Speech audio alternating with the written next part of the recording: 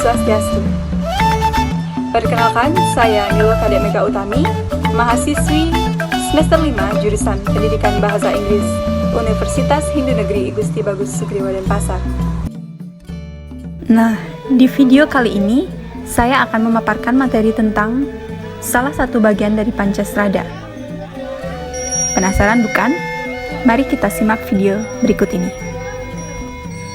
Perjalanan umat manusia mengalami proses mulai dari kelahiran sampai dengan kematian. Berkaitan dengan itu, berbagai upacara atau ritual mulai dari pernikahan, kehamilan, kelahiran, sampai dengan kematian dilaksanakan oleh umat Hindu. Manusayatnya adalah bagian dari pancayatnya, di mana pancayatnya adalah tindakan untuk mencapai Pancasrada. Punarbawa atau samsara adalah bagian keempat dari Pancasrada sebagai dasar keyakinan umat Hindu. Pengertian sederhananya adalah bahwa pada saat seseorang meninggal dunia, maka jiwatman atau roh akan melepaskan badan jasmaninya atau yang disebut dengan stula sarira menuju ke sorga ataupun neraka, tergantung dari karma atau perbuatan yang dilakukan. Jika baik, maka sorgalah yang dituju. Namun jika jahat, maka nerakalah yang menjadi tempat yang dituju. Reinkarnasi disebut sebagai punarbawa. Kata tersebut berasal dari bahasa Sanskerta yaitu punar yang artinya lagi dan bawa yang artinya menjelma. Sehingga punarbawa disebut juga dengan penitisan atau samsara. Maka dengan demikian, punarbawa memiliki arti menjelma lagi atau kelahiran kembali yang berulang-ulang. Punarbawa atau samsara ini terjadi diakibatkan oleh adanya hukum karma, di mana karma yang kurang baik menyebabkan atma atau roh menjelma kembali untuk memperbaiki perbuatannya yang tidak baik sebelumnya. Atau karena atma itu masih dipengaruhi oleh karma wasana, yakni bekas-bekas atau sisa-sisa perbuatan atau kenikmatan duniawi sehingga tertarik untuk lahir ke dunia kembali. Hukum karma tidak hanya berpengaruh pada kehidupan di dunia ini, akan tetapi juga di akhirat.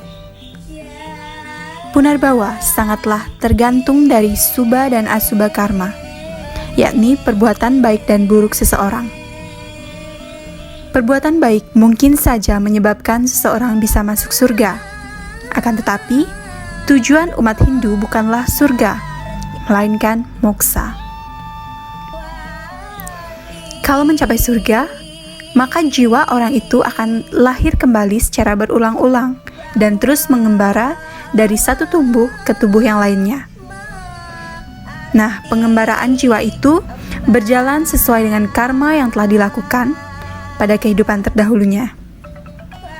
Apabila manusia telah menjalankan ajaran agama atau ajaran dharma dengan baik dan selalu berpikir dan berkata yang baik, maka manusia itu akan dapat mencapai moksa. Jika moksa sudah dicapai, maka manusia itu tidak akan lahir kembali. Dengan kata lain, tidak mengalami punarbawa lagi. Adapun cara untuk membebaskan diri dari punarbawa adalah dengan melakukan tapa brata yoga samadhi, selalu bersifat pemaaf dan suka menolong, selalu bersyukur, puas dan sabar, dapat mengendalikan diri dari nafsu, melakukan kasih sayang terhadap semua makhluk, selalu tenang dalam menghadapi suatu masalah, hormat kepada orang tua dan orang yang disucikan, serta hidup selalu disiplin dan berbakti kepada Tuhan Yang Maha Esa. Dengan demikian, niscaya kita bisa terbebas diri dari punarbawa. Nah, pada tahun 1930, seorang bocah berusia 4 tahun asal India, Santi Devi. Dia memberitahu orang tuanya kalau dia pernah tinggal di sebuah tempat bernama Mutra atau sekarang dikenal sebagai kota Mathura.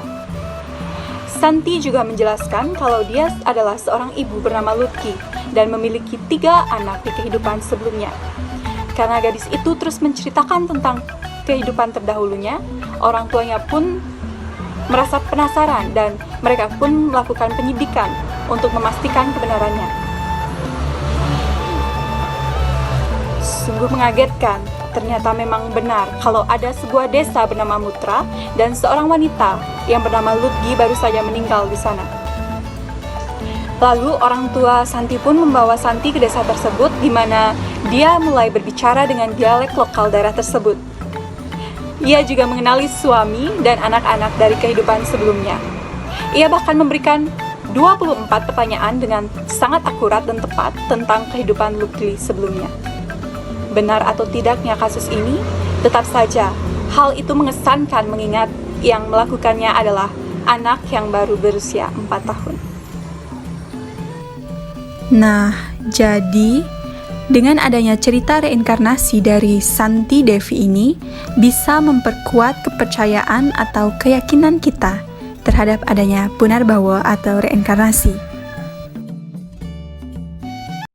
Jadi, kesimpulan dari materi ini adalah dengan keyakinan adanya Punarbawa, maka orang harus sadar bahwa bagaimana kelahirannya tergantung dari karma wesananya. Kalau ia membawa karma yang baik, maka lahirlah ia menjadi orang yang berbahagia, berbadan sehat, dan berhasil cita-citanya. Sebaliknya, bila orang membawa karma yang buruk, ia akan lahir menjadi orang yang menderita. Oleh karena itu, kelahiran kembali ini adalah kesempatan untuk memperbaiki diri, untuk meningkatkan ke taraf yang lebih tinggi, serta mencapai kebahagiaan.